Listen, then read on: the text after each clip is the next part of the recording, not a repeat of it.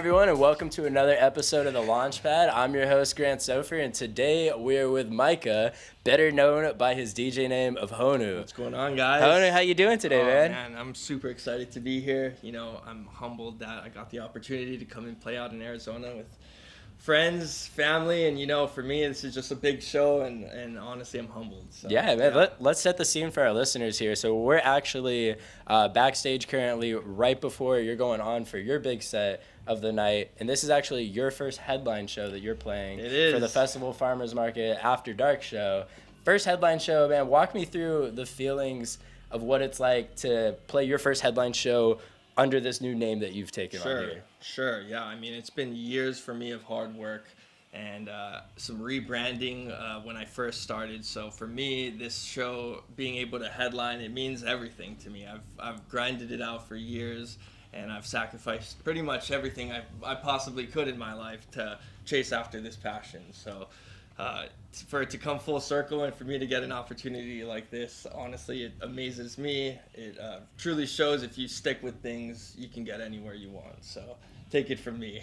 I love that, man. I love that. I'm happy to see that a lot of good things are finally coming to fruition for you. I know we were talking a little bit beforehand about how you've secured these awesome labels and everything lately. But before we dive into that, kind of walk me through the rebranding process and what that was like for you, because Honü was not the original DJ name for you. It wasn't. When I first started back in, I'd say 2015, 2016, I went to Coachella.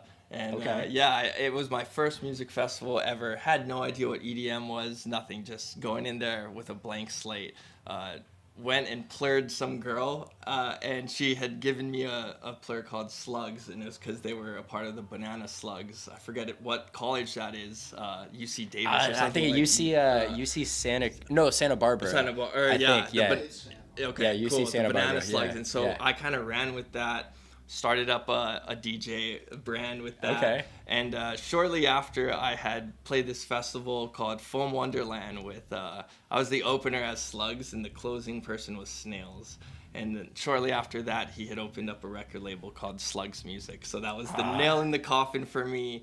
And I went to Icon Collective shortly after that, and it was a big thing for me to build a brand that made sense, that was cohesive to me. So being from Hawaii, and my mom always calling me Turtle growing up because I always used to love staying in the water. Honü is sea turtle in Hawaiian, so it only made sense to me to rebrand to something that was rooted in the Hawaiian roots for me, as well as something that could make sense. My slogan is never give up, never give up on your dreams, even if you're as slow as a turtle. So I hope that can resonate with people. Nothing's gonna happen overnight. Yeah. Walk me through that slogan a little bit. Like, what does that mean to you? Like, where does that come from? Where do you draw inspiration from that specifically? Sure. Yeah. Like, never stop chasing the dream, even if you're as slow as a turtle. Right. Like, nothing's gonna happen overnight. If you keep working towards it, you will get to where you want to be. It's almost like the hare and the turtle race, right? Like, I'm not going to be the first one to the finish line, but I will finish. Nevertheless, or maybe I will be the first one to the finish line, but just know slow and steady wins the race. Like, especially in the music industry. Absolutely, man. It's a shiesty industry out here. Yeah. And you know, it's ups and downs, and so nothing's going to be, you know, overnight. No, yeah. That's the slogan is, you know, never stop chasing the dream, even if it takes forever. I love that. So we were talking a little bit earlier about a lot of big things finally coming to fruition for you, and you getting signed on to these labels, and you having a bunch of upcoming tracks coming up. Walk me through some of the stuff that you have upcoming. Like, what are you excited about for your project here, and like what you have upcoming that you can kind of give a little teaser to some of our viewers. Sure. Yeah, it's been years of hard work, and a lot of these labels that I've been releasing or wanting to release with, it's finally starting to come to fruition. So I have a release with Bro House, House Call, House Views.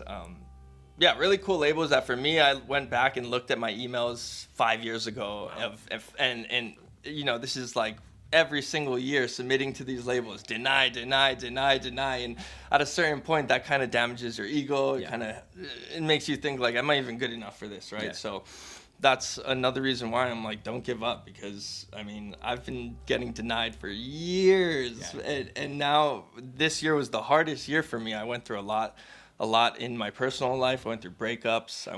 I moved here recently, and so this year has just been a very refreshing year for me, and for the music side to kind of click and the labels to accept my music was just like a thank God, like something good is happening this year for me, because That's awesome, it was a whirlwind. That's awesome, dude. I'm so happy for you, and I can see it like in your face just how happy you're getting like talking about this. No, like, yeah, it's I'm feeling very like proud of you in this moment here. Like we just met like 20 minutes ago, so that's awesome, man. Really proud of you for that kind of stuff there. What kind of advice would you give to somebody that in your situation like 5-6 years ago, or I guess like 6-7 years ago now, when you were first starting to get into it, first starting to DJ, produce, do all that, what kind of advice would you give to like either your younger self or someone trying to get into it right now? No, that's something I've kind of thought about.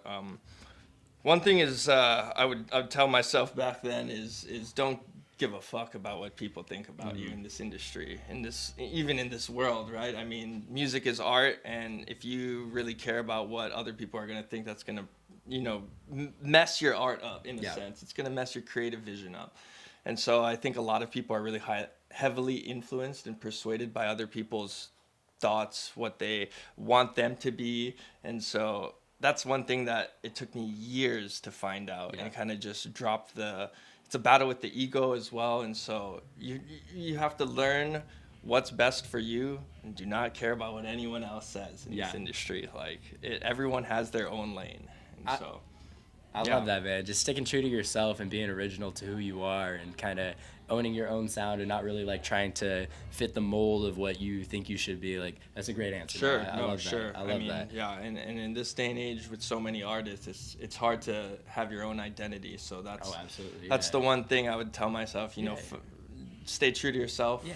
Figure out. Don't care what other people think. You'll figure it out. I Everyone does. I love that. So you got a bunch of like unreleased tracks that you have in the works right now.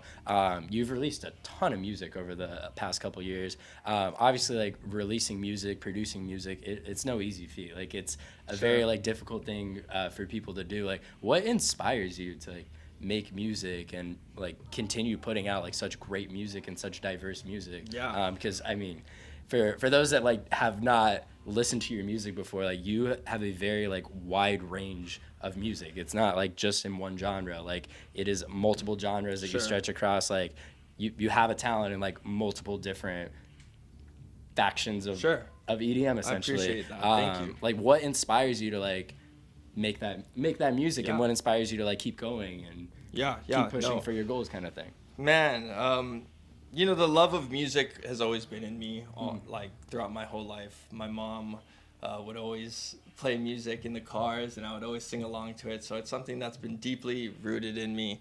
Like with the diversity, that's one thing as well that I had to hone my persona, my vision, who I was as an artist in, because when I first started, it was all about house music, right? It's all about learning how to even produce music. And as you start to go throughout the journey and learn about who you are as an artist, as a person, you start to develop different sounds, right? You can't be sounding like the same 10 years from now than what you are right now. So,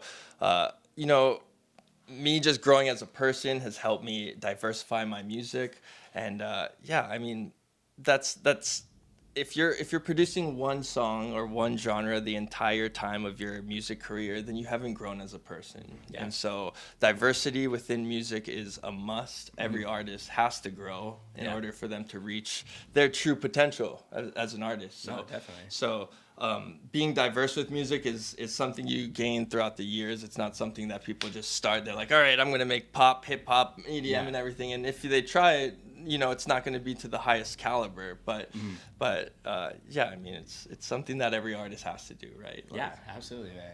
Absolutely, I love that.